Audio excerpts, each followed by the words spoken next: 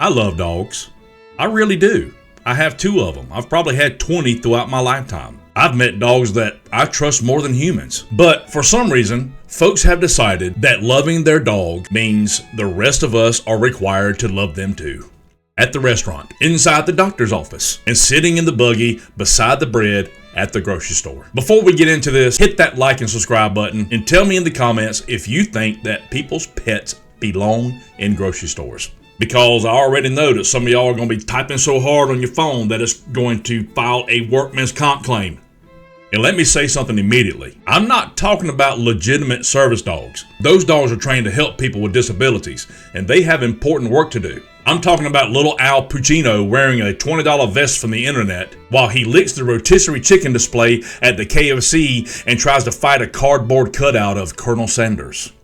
A real service dog is focused and trained and controlled. A fake service dog or a pet is dragging its owner through aisle 7 like it just heard the Purina truck back up to the dock. And the older I get, the more I realize people don't want permission. They just want everybody else to be too uncomfortable to tell them no. That's how we ended up with dogs sitting in grocery carts. Maybe I'm old-fashioned, but I don't want somebody else's dog sitting in my buggy where I'm about to put my watermelon. I don't know where that dog's paws have been. I do know where his rear end is currently, and I know where my produce is about to go. Y'all, that's too much for my feeble mind to comprehend. And the owner always says, "Oh, he's clean." Ma'am, he just sniffed another dog's ass in the parking lot, rolled in something suspicious, and licked himself in a way that would get a grown man kicked out of the Golden Corral. And now he's sitting beside the hamburger buns like he's the bakery manager. No, little Jimmy Choo is not clean. I've seen dogs sitting in the child seat of a shopping cart, paws on the handle, looking like they're comparing prices. My dogs aren't here right now, so this is the closest thing I have to a dog. What you think, Roxy? Is the chuck roast too high priced? Roxy don't care. She's watching a toddler 3 aisles over eating crackers. And then somebody asks if the dog is a service animal. And the owner acts like you just accused him of robbing a bank. He's my emotional support animal. I understand emotional support. My recliner provides emotional support. And so does coffee. A plate of fried chicken has talked me through many difficult nights. That doesn't mean I'm gonna roll my lazy boy through the frozen food section wearing a vest. And y'all, putting a vest on a pet does not magically transform it into a service animal. No more than putting a hard hat on a possum makes it a licensed contractor. In the words service dog across a chihuahua who's vibrating like an out-of-balance washing machine does not make that dog ready for duty. You can usually tell something's not right when the dog is doing everything but providing a service. It's barking at everybody, pulling on the leash, sniffing the meat cooler, and trying to climb into somebody else's purse. Meanwhile, the owner says, "Please don't distract him, he's working." Working on what? He's been trying to overthrow the deli department for 10 minutes now. That dog ain't on duty. It has warrants for its arrest in 3 counties. And here's where it stops being funny. People who pretend that their ordinary pet is a service dog makes life harder for the people that actually genuinely need a service animal. A working dog might be guiding someone, alerting them of a medical emergency, or performing another important task. That dog,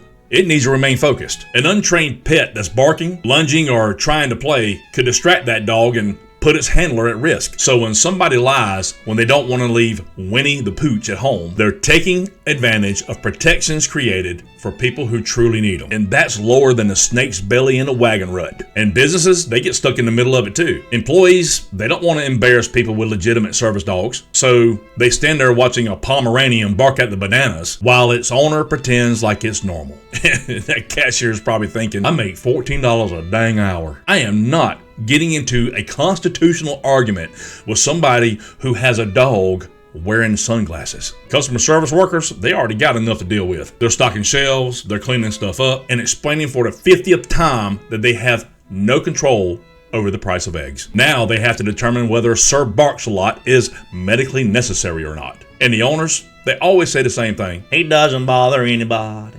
Every badly behaved dog doesn't bother anybody, according to the person that is used to the little monster. That's like a parent saying, "My child is just energetic." Meanwhile, that child's swinging from a chandelier in a Cracker Barrel holding a steak knife.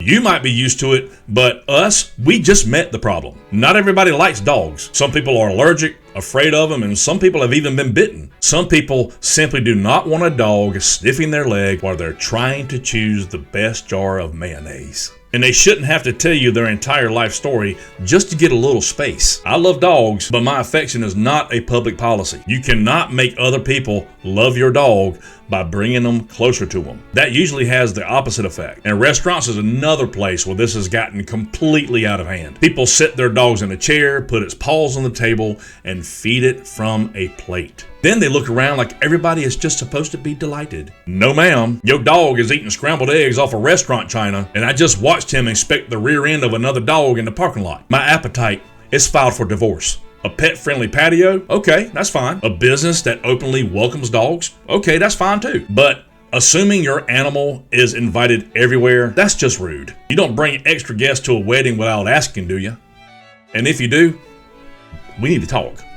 And you shouldn't arrive at somebody's house who's hosting a dinner with a 40-pound Labrador and say, he goes everywhere with me. Well, guess what? Today he can go back home. Then the owner says, but he's family. Well, he might be your family, but I didn't invite your hairy little nephew. And yes, I know some people like their dogs better than humans, and some people can make a good argument for that. But your dog being better company than your brother-in-law does not mean that the host has to allow your animal to inspect the cooked turkey. This really comes down to one simple thing. Loving your pet does not make every place you go pet friendly. Being attached to your animal does not give you permission to ignore business policies or the comfort of everybody else around you. A legitimate service dog, it should be respected. And a regular pet should be loved, cared for, and taken to places where pets are welcome. There are dog parks, pet-friendly patios, and stores that openly allow animals. Take Little Pickles over to the Tractor Supply. They love letting dogs roam around that place. There's even businesses where you can get your dog a haircut, a cookie, and probably a better health plan than I have. Take them there. But the grocery store, it's not a dog park, y'all. And the restaurant, nope, not a kennel. And the shopping cart is not a dog stroller.